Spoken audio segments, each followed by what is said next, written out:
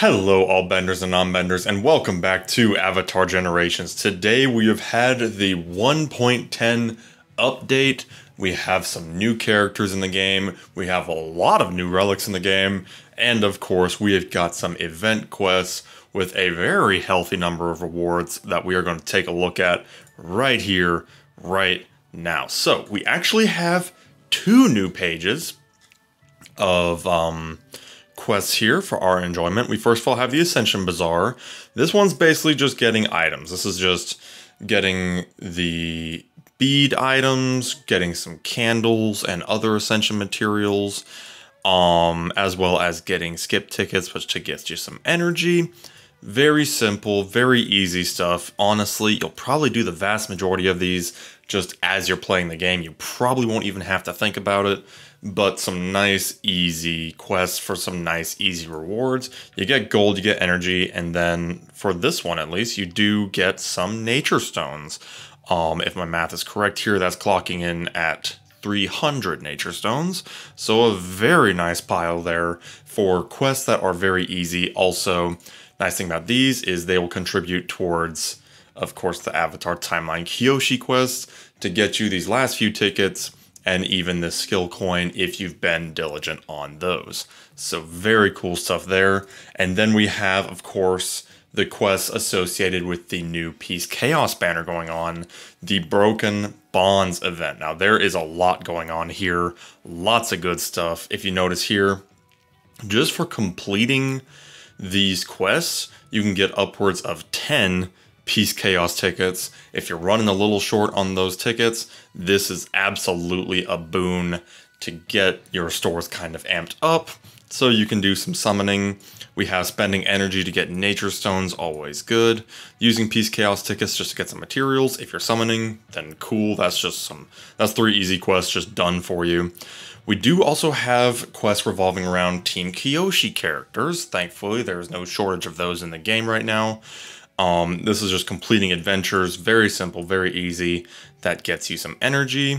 We have even more energy quests here with them giving quite a few nature stones. If my math's correct here, we got 300, 500, 600, 675, and then 725, if my math is correct.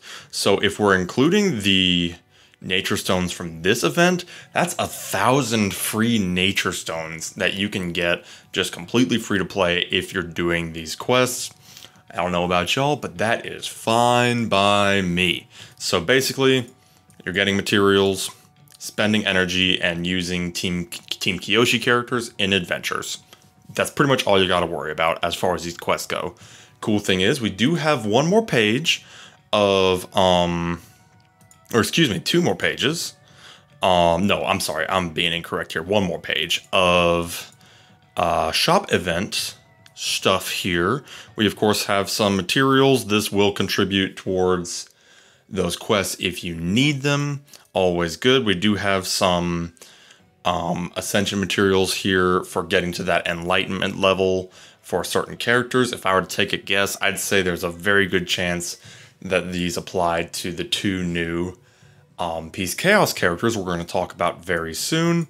And then you can get 10 of the Peace Chaos tickets. Now, if you notice here, this little currency item here, you get this from the Omashu timed nodes. Those are 8-hour nodes, if I'm remembering correctly. So you can get 4 of those a day, technically 6 if you're really being diligent and on top of them. I am not. I usually get 4 a day. So after about a week or so, rough estimate, you can get an additional 10 Peace Chaos tickets. Always good stuff there. To talk some more about the shop here, just to kind of make you aware, if you go into the adventure here, I'm a little surprised to say you can't get Peace Chaos tickets. Maybe that's a me thing. Let me know if that's showing up for you or not. But if we go to the summon shop here, we do still have the Goat Gorilla. So if you wanted some more copies of the Goat Gorilla support, that is an option. But we do have some new relics here, one for Chaos characters and one for Airbenders. If we look at this one here, This has a 35% chance to inflict restrict on up to 2 enemies for 1 turn. This is ignoring resistance. And if the enemy has, when the enemy has a debuff on them when the caster attacks. So basically, you have that percentage to inflict that restrict debuff, which decreases the enemy's defense and resistance by 65%. If you used Avatar Yoon at all, then you are already familiar with this. You can only get one of these for now. I'm not sure if they're available elsewhere, but we shall see. And then the Air Nomad Glider is very interesting. You permanently increase speed by 5% for each air element ally on the caster's team at the start of battle. So basically, if you're a full team of air element characters, you can get a very healthy speed buff. Of course, the number of unique characters is pretty limited to Gyatso, Aang, the young airbender, and then the new character who we're going to talk about very soon, but it is technically possible, and especially Airbender Aang would probably make very good use of this particular item. You can get 3 of those in this shop, and you can get 1 of the darts, so just something to kind of keep in mind there if you have some duplicate 4-star coins that you want to burn. Additionally, we do have Kiwak in the special shop here. And we do also still have the Blade of Tegaka. So if you had some spare 5-star duplicate coins, that is an option. So yeah, very cool stuff there. Now, the biggie, as you might see from their faces here, we have got a new summoning banner. Technically two summoning banners. The first one I do want to look at here is the guaranteed 5-star timeline hero. If you are at the end of the 14-day login period, the Rise of Kyoshi 2 login period, then you got a ticket to do 1 summon on this guaranteed timeline hero banner. What does that mean? You can use this ticket to do a summon. We're not going to do it right now. We're going to save that for the inevitable summon video. But basically, you spend that ticket, and you can get 1 of these 4 heroes. You can get 5-star Avatar Kyoshi, Rangi, Tegaka, or Yoon. You have an even 25% chance here. So, basically, you spend that ticket, you will get 1 of them. Me personally, I'm hoping for Kyoshi to get me that 6th copy I need, but any one of these would be a great pickup. I know Avatar Yoon has really been making waves, and the new meta changes have been favoring Tegaka a little bit in the right teams. The arena is very much the Wild West right now, but I don't think you could go wrong with any of these heroes. So just something good to keep in mind there. Something very good to keep in mind. And of course, we have our new Peace Chaos banner. Now, hold on to your butts here, because there are 2 characters on this banner, and the odds are rare, but we're going to get into it here. We do have the Peace character, Kelsang. Now, he is, of course, a Peace airbender with some very interesting both offensive and defensive support utilities here that we're going to take a look at now. We do have his basic here, Sweeping Storm, deals storm damage to all enemies, which is very interesting because it will inflict a rank 1 or rank 2 air element for 2 turns and inflict the water element for 2 turns if any water element heroes are on the field. Now, it says on the field. I don't know if that necessarily means on your team or if that can include the enemy team as well, but that basically means that with 1 attack, he can throw around both air and water, which can be extremely powerful in the right situation, I am quite sure. So that is an AoE. It also says ignoring resistance. I don't know if that includes the air element portion of it, but that definitely includes the water element, although I am inclined to believe that it would include the air element portion when it says ignoring resistance, but we shall see. And then 50% chance to inflict knockdown on the enemy with the lowest speed for 1 turn. And then once you get past that point, he will increase the turn bar of all allies by 5% for each enemy that is knocked down. So if you have 1 enemy that's knocked down, you get 5% turn bar, 2 is 10%, etc., etc. So a very interesting AoE here. If we take a look at his advanced, it starts out as kind of a passive effect, interestingly enough. Creates a giant typhoon of air that surrounds the caster's team, removing the negative effects from all allies. So effects like bounty and restrict, things like that. And then he enters a guardian stance for 1 turn. What this will do is reduce the damage that all allies take by 50%. So, or from critical hits, I should say. So basically, if your allies are getting hit with critical hits, they might be taking less damage than they even would be taking normal hits, which is pretty huge.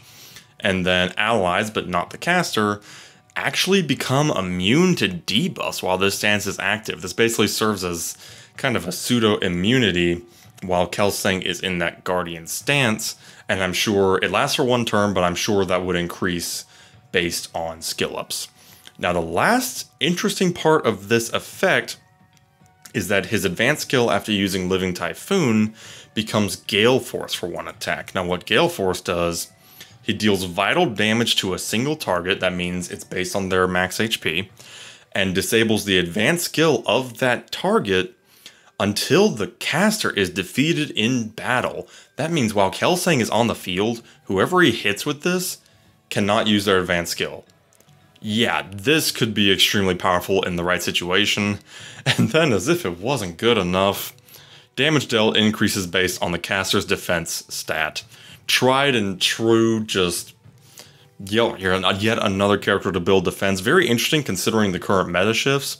But yeah, so yet another character to build defense on. This probably is not meant to be a damaging move. This one is definitely meant to be just a debuff nightmare, whereas this seems to be your heavy hit. And then if we take a look at his passive here, Enlightened Embrace, increases the attack and crit rate of each ally by 2% and increase the defense of the caster by 5% for 1 turn when any ally is attacked while Guardian Stance is active. This can happen up to 5 times per battle, and I'm sure that increases a bit based on skill ups. Basically, himself and his allies are going to get some nice stat buffs whenever somebody's attacked while he is in that stance. Definitely seems to be a hero who will get very powerful if you happen to score more than 1 copy, because you'd want that Guardian Stance to last as long as possible. It does have a pretty noteworthy 5-turn cooldown, so once you use it once, it's going to be a minute before you can use it again. Just kind of something to kind of keep in mind there. But that is not all. We, of course, have the brand new Chaos character. All right, it's time for Shoved pronounces the name wrong. Jianzhu, maybe? We'll see. We'll see what the official Avatar Generations YouTube channel says. Am I wrong about that one? Probably, but we're just going to move on. He is, of course, Chaos Earthbender. Very important to note there. Looking at his basic here, he deals wounding damage to 1 target. This one's interesting because it will deal additional damage to the target and then to all allies if the target has 2 or more negative effects active. I'm going to assume this includes things like bounty, restrict, and also elemental debuffs. Hard to say just from the wording, but basically, if they have 2 or more negative effects, this pretty much becomes an AoE and hits the target twice. So very cool stuff there. Inflicts stun on the target for 1 turn if immunity, tenacity, or skill nullifier are present, removing those effects. Damage dealt cannot be countered and is guaranteed to land a crit. So, very interesting stuff to keep in mind here. He will stun the target if they have these defensive abilities. Immunity, very popular artifact set to run an arena right now. Tenacity is Iroh's bread and butter, and skill nullifier can be a real pain if you're fighting Tigaka or somebody who can spread that around. Princess Yue is another one who's really bad about that, who can just give the entire team skill nullifier, which normally makes you miss. This guy pretty much isn't going to care, and he's going to stun them for having those debuffs, and then just remove those debuffs outright. Very, very cool stuff here. And guaranteed to land a crit. That tells me that not only is he going to have these very interesting effects, but he's also built to do some damage. You could build him for crit damage and be totally okay. And that is going to be continued in his advanced locus of control.